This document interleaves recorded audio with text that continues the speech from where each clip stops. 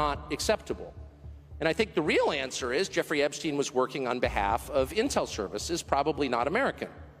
And we have every right to ask, on whose behalf was he working? How does a guy go from being a math teacher at the Dalton School in the late 70s with no college degree to having multiple airplanes, a private island, and the largest residential house in Manhattan?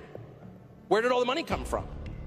And no one has ever gotten to the bottom of that because no one has ever tried. And moreover, it's extremely obvious to anyone who watches that this guy had direct connections to a foreign government. Now, no one's allowed to say that that foreign government is Israel because we have been somehow cowed into thinking that that's naughty. There is nothing wrong with saying that. There is nothing hateful about saying that. There's nothing anti-Semitic about saying that. There's nothing even anti-Israel about saying that. I've spent my entire life pretty much in Washington, where I knew and loved a number of people, including one very close person who worked at CIA. That has never prohibited me from saying, I think the CIA has done some horrible things, murdered a bunch of people, participated in the murder of a sitting U.S. president. It's got a whole trail of crimes. That doesn't make me a disloyal American. It doesn't make me anti-American in any sense. I was born here. My family's been here for hundreds of years. I love this country. That's why I live here. So criticizing the behavior of a government agency does not make you a hater. It makes you a free person. It makes you a citizen. You're allowed to do that because you're not a slave. You're a citizen. And you have a right to expect that your government will not act against your interests, and you have a right to demand that foreign governments not be allowed to act against your interest. That's not creepy. It shouldn't be forbidden.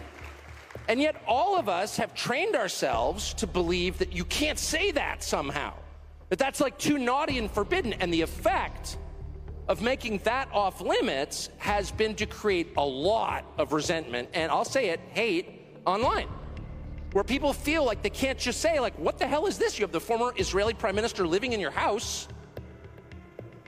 You have had all this contact with the foreign government. Were you working on behalf of Mossad? Were you running a blackmail operation on behalf of a foreign government?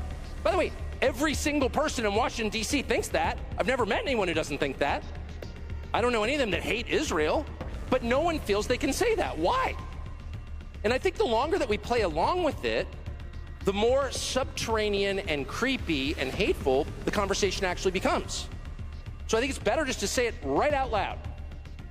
Did this happen? And of course, that question has been asked to the government of Israel, and their answer is, we're not going to tell you. And I think our answer should be, no. As long as we're sending you money, if you were committing crimes on our soil, we have an absolute right to know, did you do this or not?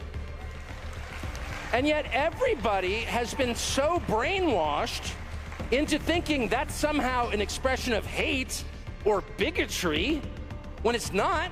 It's a baseline question that every U.S. citizen has a right to an answer on. What the hell was this?